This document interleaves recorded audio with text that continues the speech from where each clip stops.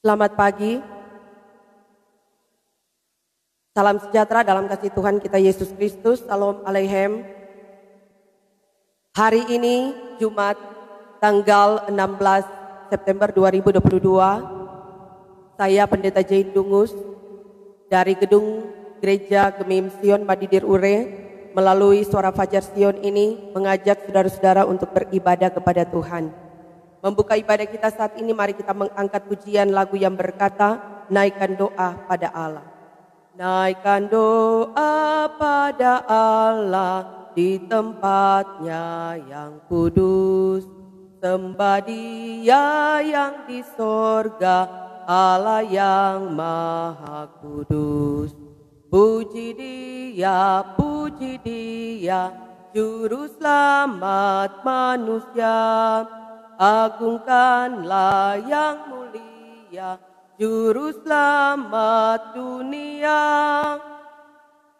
Mari kita berdoa. Segala kemuliaan hanya bagi-Mu ya Tuhan Allah Bapa di dalam sorga, yang telah menuntun akan kehidupan kami semua, sehingga kepada kami diberi kesempatan untuk boleh menikmati hari hidup pemberian Tuhan di hari yang ke-16 di bulan September 2022. Kami bersyukur kami diberi kesempatan oleh Tuhan menikmati hari baru. Masih bisa menghirup udara segar, kami masih bisa bernafas. Bahkan kami diberikan umur panjang oleh Tuhan, diberikan sehat kuat. Sehingga kami boleh ada sebagaimana kami ada di hari ini, melanjutkan segala tugas dan tanggung jawab yang akan kami lakukan di sepanjang hari ini. Tetap terus berharap akan pertolongan Tuhan, tuntunan Tuhan. Sehingga itu yang boleh kami rasakan dalam kehidupan kami di sepanjang hari ini, dikala kami boleh menjalani kehidupan dengan segala tanggung jawab yang ada. Terima kasih ya Tuhan Allah Bapa di sorga.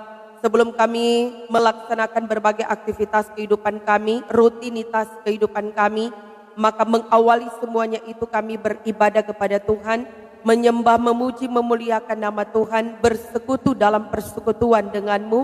Di dalamnya ya Tuhan Allah, kami pun akan membaca, mendengarkan dan merenungkan firman. Maka kami bermohon kepadamu ya Tuhan Allah, kiranya hikmat daripadamu terberi bagi kami semua, sehingga kami boleh memahami dan mengerti kehendak dan maksudmu bagi kami lewat firman yang akan disampaikan kepada kami di saat ini. Maka berfirmanlah bagi kami semua saat ini ya Tuhan Allah, karena kami telah siapkan telinga kami untuk mendengarkannya dan hati kami untuk menerima firman, untuk kami berlakukan dalam kehidupan kami setiap hari. Ampuni dan kasihani kami ya Tuhan Allah, dan jadilah kiranya ibadah kami di saat ini hanya di dalam nama Allah Bapa, Anak dan Roh Kudus. Amin. Saudara-saudaraku yang dikasihi dan diberkati oleh Tuhan kita Yesus Kristus, firman Tuhan dalam kitab Ulangan pasalnya yang keempat, ayat 15 hingga ayatnya yang ke-19. Ulangan pasal 4 ayat 15 hingga ayatnya yang ke-19.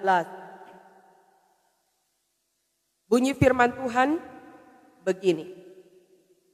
Hati-hatilah sekali, sebab kamu tidak melihat sesuatu rupa pada hari Tuhan berfirman kepadamu di Horeb dari tengah-tengah api, supaya jangan kamu berlaku busuk dengan membuat bagimu patung yang menyerupai berhala apapun, yang berbentuk laki-laki atau perempuan, yang berbentuk binatang yang di bumi, atau berbentuk burung bersayap yang terbang di udara, atau berbentuk binatang yang merayap di muka bumi, atau berbentuk ikan yang ada di dalam air di bawah bumi.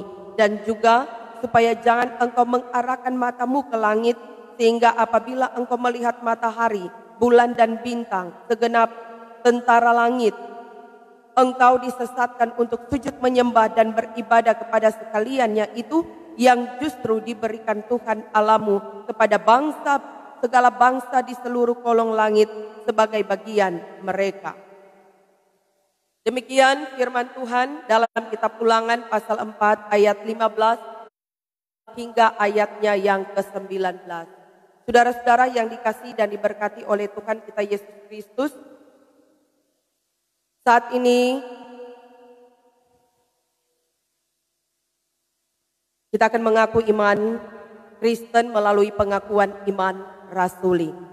Aku percaya kepada Allah Bapa yang Maha Kuasa, Khalik langit dan bumi, dan kepada Yesus Kristus, anaknya yang tunggal Tuhan kita, yang dikandung daripada Roh Kudus, lahir dari anak darah Maria, yang menderita di bawah pemerintahan Pontius Pilatus, disalibkan, mati dan dikuburkan, turun ke dalam kerajaan maut. Pada hari yang ketiga, bangkit pula dari antara orang mati, naik ke surga, duduk di sebelah kanan Allah Bapa yang Maha Kuasa, dan akan datang dari sana untuk menghakimi orang yang hidup dan yang mati.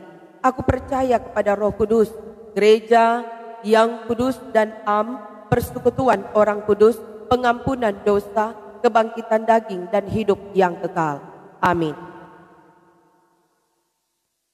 Ya, saudara-saudara yang dikasihi dan diberkati oleh Tuhan kita Yesus Kristus, bersama kita telah membaca, mendengarkan firman dalam kitab Ulangan pasal 4 ayat 15 hingga ayatnya yang ke-19 dengan tema bacaan kita di hari ini, jangan membuat patung berhala yang menyerupai apapun. Ya, saudara-saudara, kata berhala yang terdapat dalam ayat 16 bacaan kita menggunakan bahasa Ibrani pesel, yang mengacu pada patung berhala terbuat dari kayu atau batu yang diukir. Sedangkan dalam Alkitab New International Version memakai kata idol yang dalam bahasa Yunaninya disebut eidolon, yang dapat berarti patung atau rupa-rupa yang disembah atau yang diidolakan.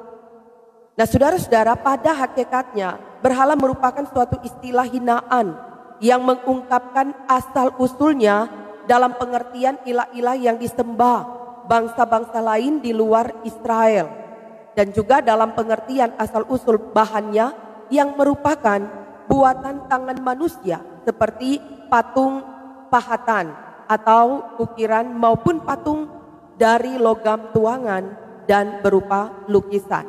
Nah, saudara-saudara, dalam sejarah perjalanan bangsa Israel telah terbukti bahwa sebelum mereka tiba di negeri yang dijanjikan itu, sudah ada kelakuan busuk dengan membuat patung berhala berupa anak lembu emas saat mereka dalam kegelisahan menunggu kembalinya Musa dari Gunung Sinai untuk menerima hukum Allah. Bahkan ketika mereka hampir tiba di tanah Kanaan, terjadi peristiwa penyembahan Baal Peor di dataran Moab. Nah, dengan demikian Musa memberi peringatan yang tegas kepada bangsa itu melalui perkataan hati-hatilah sekali dalam ayat 15 bacaan kita saat ini. Nah, perkataan serupa juga terdapat pada ayat 23 sebagai suatu pengulangan supaya mereka tidak mengulangi dosa yang serupa. Karena sebagai umat pilihan Allah, mereka memiliki hubungan yang istimewa dengan Allah yang benar, esa dan hidup. Selain itu, penyembahan berhala itu merupakan suatu kekejian atau kehinaan di hadapan Allah yang membangkitkan kecemburuannya. Bagaimana itu dapat kita bandingkan dalam ayatnya yang ke-24.